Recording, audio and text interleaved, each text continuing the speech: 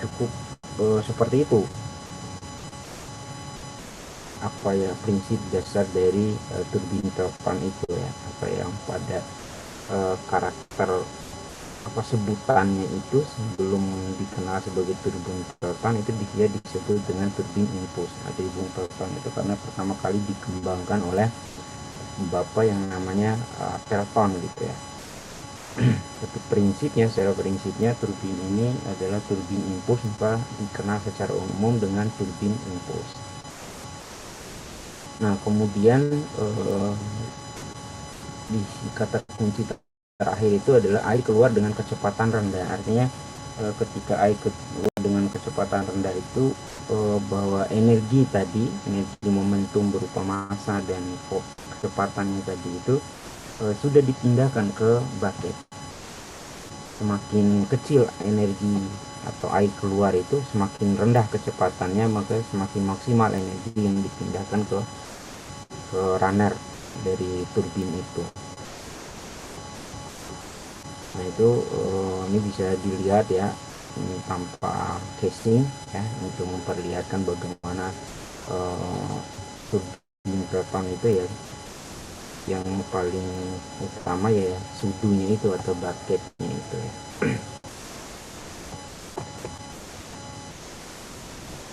Nah ini skematik gambarnya biar lebih apa ya, untuk lebih terlihat ya bagaimana satu turbin proton yang utuh. Turbin proton adalah turbin impulse yang digunakan untuk head yang tinggi ya. Maksudnya head itu ya potensial dari air itu kan punya head, punya flow rate gitu. Jadi terkadang ada sumber daya air itu yang punya headnya tinggi, kemudian ada sumber daya air yang mungkin nggak punya head yang terlalu tinggi tapi punya flow rate, artinya punya debit yang luas gitu ya. Nah, di sini komponen-komponen utamanya dari suatu turbin terpan itu berupa ada nozzle ya, tadi yang sebagai sumber energi kinetiknya nanti ya, mengalirkan air.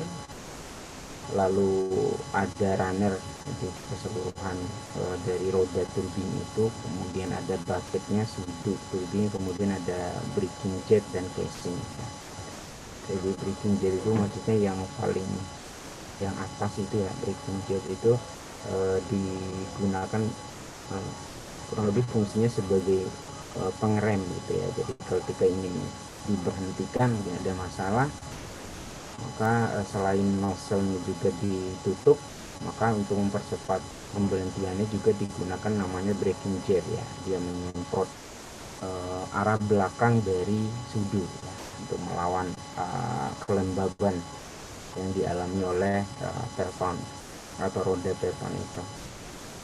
Nah yang tadi ya yang head yang tinggi ya, nanti akan kita bandingkan dengan turbin-turbin lainnya yang jenisnya itu turbin reaksi, dimana head yang ideal untuk turbin pelton itu seperti apa, kemudian head ideal untuk turbin yang lain itu akan seperti apa. Jadi di pertemuan selanjutnya, karena di sini kita selesaikan dulu turbin pelton, kemudian yang pertemuan selanjutnya kita selesaikan dua turbin yang cara kerjanya berbeda dengan ini, dan headnya itu saling berlawanan. Kalau dia ini headnya idealnya di head yang tinggi, nah nanti yang dua turbin lainnya itu idealnya di head yang menengah dan rendah. Nah kalau tadi itu adalah pengantar secara umum dari turbin pelton ya, sederhana. Jadi turbin pelton itu ya yang penting itu adalah rodanya, kemudian ada sudu atau bucketnya, lalu ada casing, lalu ada nozzle. Nah untuk analisisnya sendiri, dari bagi segi tiga kecepatannya itu cukup sederhana. Kalau untuk yang di sisi inlet ya, karena dia masuk memang sudah tangensial ya, kecepat ya apa velocity tangensialnya atau kecepatan tangensial dari alirannya itu ya sudah tangensial dari keluar dari nozzle. Jadi kalau digambarkan, kecepatan absolut, kemudian kecepatan relatif, dan kecepatan tangensialnya itu ya sejajar ya, sama-sama garis lurus tapi besarnya yang berbeda. Nah, di sini sudah dijelaskan apa ya, ada keterangannya masing-masing, di mana V itu adalah kecepatan absolut dari air yang masuk, kemudian ada VR itu kecepatan relatif air ke bucket pada sisi inlet. Maksudnya adalah kan bucket itu kan dia bergerak karena semburan, kemudian semburan itu punya kecepatan, bucket punya kecepatan. Jadi selisih antara kecepatan itu yang disebut dengan kecepatan relatif. Kemudian ada kecepatan aliran pada sisi inletnya sendiri. Kemudian ada V1, VR1. Jadi di skematik gambar ini di apa dibuat simbol bahwa yang sisi inletnya tidak punya tanda satu, sisi outletnya diberi tanda satu ya. Ini hanya untuk membedakan saja. Terkadang di literasi yang lain atau literatur yang lain kita sering melihat bahwa yang inlet itu disebut 1.1, yang outlet disebut titik 2. Itu apa ya, sesuai selera saja. Jadi yang penting kita mengerti bahwa literasi itu menggunakan yang mana. Nah, kalau untuk yang ini untuk sisi inletnya itu tidak diberi subscript ya, P, PR, PS saja, tapi untuk outletnya diberi V1, V1, VF. Nah, kemudian ada V, itu kecepatan tangensial dari bucketnya, yang V kecil di sini, kecepatan tangensial dari bucket. Kemudian ada sudut ya, sudut yang harusnya C di sini, tapi saya sulit cari lambang yang ini ya. Jadi ini maksudnya lambang yang sama ya, kalau yang sama ya dapatnya yang theta saja ya, sudut ujung sudut pada sisi outputnya. Jadi ini kan memiliki sudut keluar gitu ya, sudut keluar. Nah, ini yang disebut dengan kemiringannya terhadap horizontal. Nah, itu yang disebut dengan sudut psi atau sudut theta dalam keterangan. Nah, untuk hubungan kecepatan ini, dan setelah kita gambar jadi kecepatan apa segitiga kecepatannya ya, untuk apa ya, untuk menganalisis apa daya dan efisiensinya nanti gitu ya. Nah, kalau dari kecepatan tadi, maka kita bisa menulis beberapa hubungan yang nanti akan berguna dalam analisis itu. Yang pertama, bahwa hubungan kecepatan inlet. Di sini ditulis TW sama dengan T ya. Nah, ini bisa menjadi terlewatkan tentang TW ya. TW itu maksudnya adalah bahwa saya tulis di sini ada TW. TW itu ada kecepatan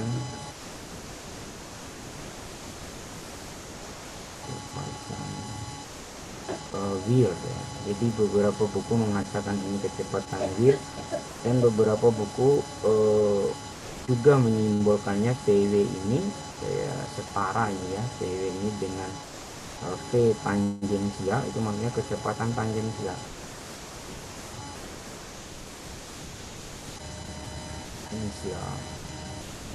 Nah, beda ya kecepatan tangensial yang dimaksud di sini dengan kecepatan tangensial di sini. Nah, T kecil dalam yang dimaksud di sini dengan T kecil itu adalah kecepatan tangensial dari bucket. Nah, bucket itu maksudnya yang berputar itu kan ya, berputar mengikuti putaran wheel rodanya itu. Jadi dipasang ada bucket, ada sudu, dia berputar. Jadi kalau benda berputar itu kan ya, misal kayak gini ya, katakanlah ini yang berputar itu titik A. Nah, dia punya kecepatan putar ya, kecepatan sudut omega ini. Kemudian dia punya kecepatan punya jari-jari. Nah, yang dimaksud dengan kecepatan tangensial itu adalah kecepatan liniernya dia ini T. Nah, ini kalau kecepatan tangensial dari bucket. Nah, sementara yang TW atau TT ini adalah kecepatan tangensial dari aliran tersebut ya.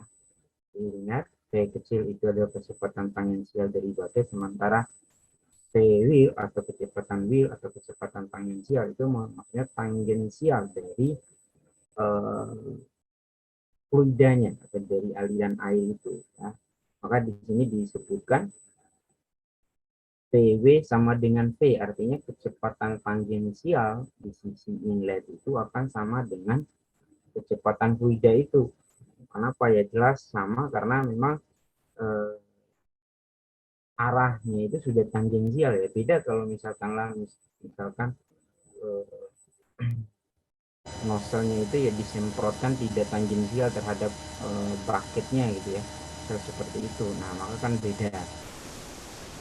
Nah, ini yang menguntungkan turbin Pelton itu bisa langsung dibuat itu nozzle itu arahnya tangensial ke bucketnya. Nah, maka di sini ditulis bahwa hubungan kecepatan inlet PW sama dengan V ya. Ini kecepatan tangensial itu sama dengan V. Nah, kenapa penting kecepatan tangensial? Karena seperti yang kita tahu bahwa yang kita butuhkan adalah power. Nah, power itu dia berhubungan dengan torsi. Nah, torsi itu sendiri kan adalah gaya dikali dengan jarak yang tegak lurus gitu ya. Jarak yang tegak lurus itu ya tegak lurus dari porosnya itu. Nah, lalu bagaimana dengan gaya yang tegak lurus dengan jarak itu? Gayanya itu adalah yang tangensial. Contoh misalnya kalau ada ini bola, kemudian kita butuhkan adalah torsi yang di sini, gitu kan ya. Jadi kalau kita gambar yang tegak lurus, ini jarak yang tegak lurus, katakanlah lengannya, kemudian ini gayanya. Ini yang kita sebut dengan yang menimbulkan gaya ini tentu dari semprotan jet itu. Sampai ini yang disebut dengan torsi itu ya, gaya kali lengan. Nah, maka yang kita butuhkan dalam desain turbin Pelton itu adalah ya kita memang sudah harus arahkan nozzle itu ke bucket itu. Nah, beda kalau misal katakanlah kita arahkan nozzle dari sini ke sini gitu ya, itu kan mengurangi ya, karena tangensialnya itu cuma sebagian.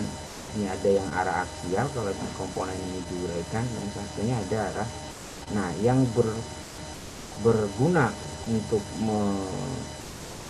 apa yang menjadi torsi kalau arah kecepatannya miring seperti ini ya komponen yang sebelah sini ya. Sementara komponen yang sebelah sini itu menjadi sia-sia.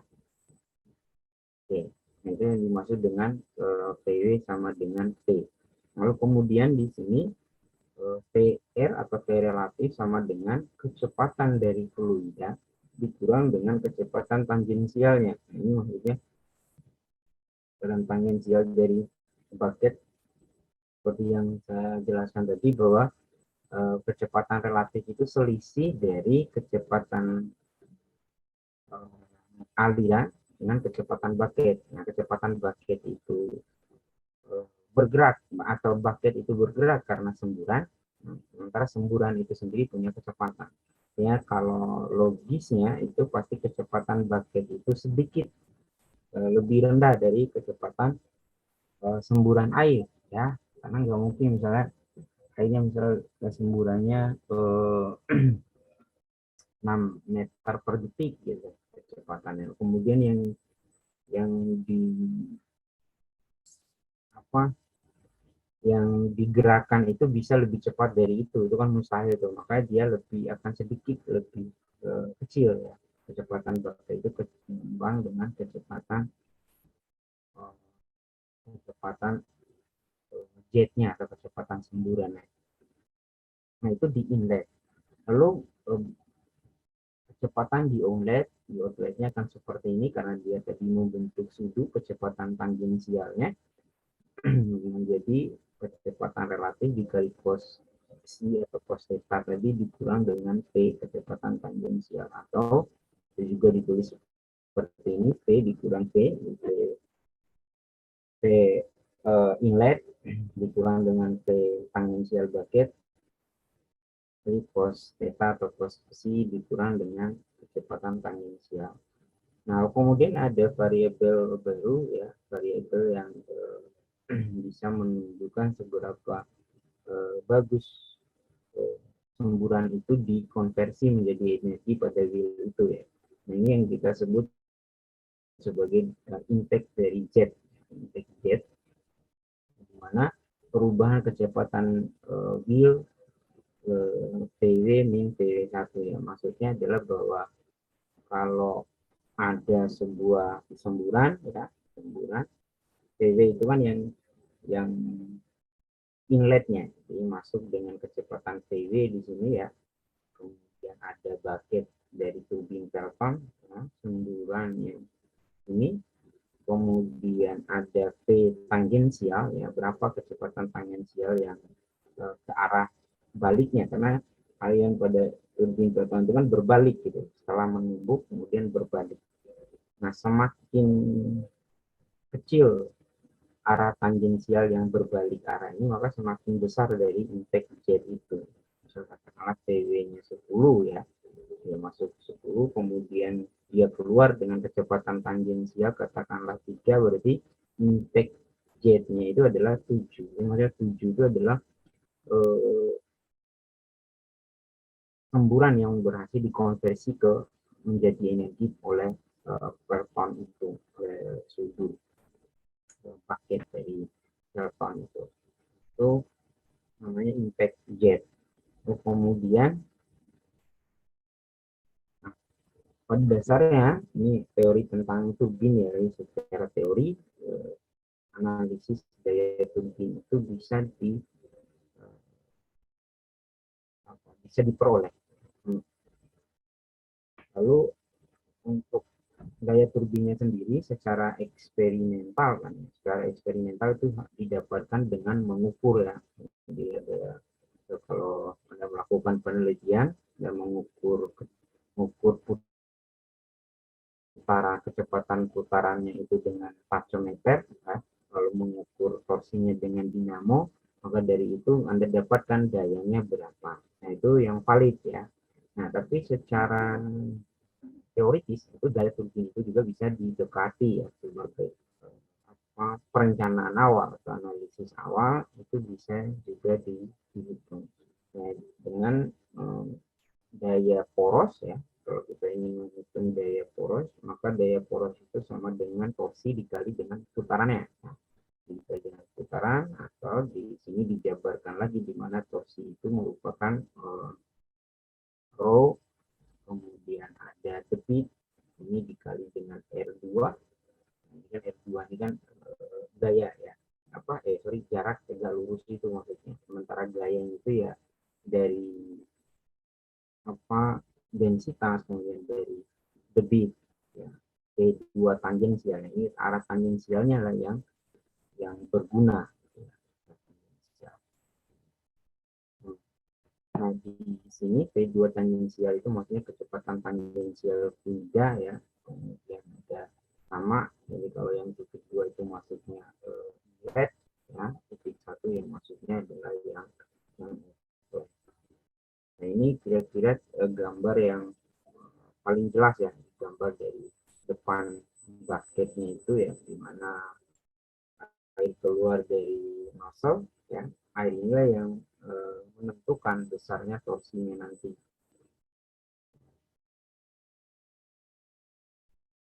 Nah, kemudian setelah tadi teori dasarnya seperti itu, ini melanjutkan yang tadi ya, bahwa kerja yang dilakukan itu ya per kilogram force air per kilogram force dari air gitu maksudnya. Nah, ini dimasukkan saja hubungan-hubungan yang tadi ya. Ini kalau PV kali P ditambah PV1 kali P1 ya. Ini dimasukkan P1 sama dengan T ya. Ini kecepatan linear di inlet dan outletnya sama ya, karena dia keluar dan masuk pada bucket yang sama ya. Jadi ya seperti pompa itu masuk yang di dalam, kemudian di luar. Nah, untuk pertonnya sendiri kan masuk pada bucket yang sama yang berada di diameter luar. Maka dapat dihitung kerja yang dilakukan oleh wheel tersebut. Nah, kerja turbin itu adalah dapat dihitung dengan persamaan akhir yang seperti ini. Kecepatan tangensial dari bucketnya dikali dengan kecepatan tangensial kecepatan inlet air dikurang dengan kecepatan tangensial bucket dikali 1 plus cos theta atau cos psi, jadi dibagi dengan G atau gravitasi. Nah, lalu ini sudah masuk ke dayanya. Daya dari turbin itu atau daya yang tersedia gitu ya, bukan daya turbinnya. Sekali daya turbin tadi dihitung dengan persamaan yang tadi ya, atau dia kalau dalam penelitian itu diukur. Nah, sementara ini adalah daya yang tersedia. Daya yang tersedia itu adalah ini ditulis P sama dengan V atau berat ini sekali Q kali H debit dan R dibagi 75. Ini kalau dalam satuannya HP ya, satuan horsepower. Kemudian kalau dalam satuan internasional dia kan seperti ini ya, P sama dengan rho G H. Nah, ini dua persamaan yang identik ya, hanya berbeda satuan saja. Nah, kalau yang di bawah hasil akhirnya Anda bagi dengan 750, maka akan ekuivalen dengan yang ini gitu ya.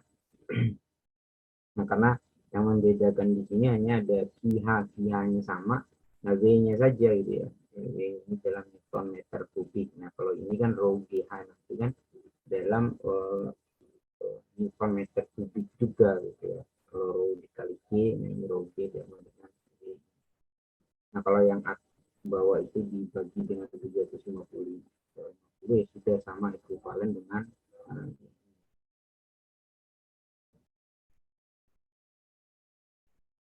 nah tadi dayanya, sekarang efisiensi. Jadi dalam mesin fluida itu sama seperti konsepnya dengan mesin-mesin ketika di termodinamika itu ada mesin bensin, mesin diesel ya sama efisiensinya itu ya, ada efisiensi kalau di sana efisiensi thermal, kemudian ada efisiensi mekanis.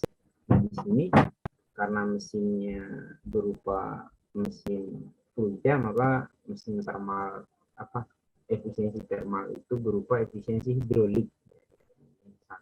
Setara ya, analogi yang tepat untuk dua mesin yang berbeda.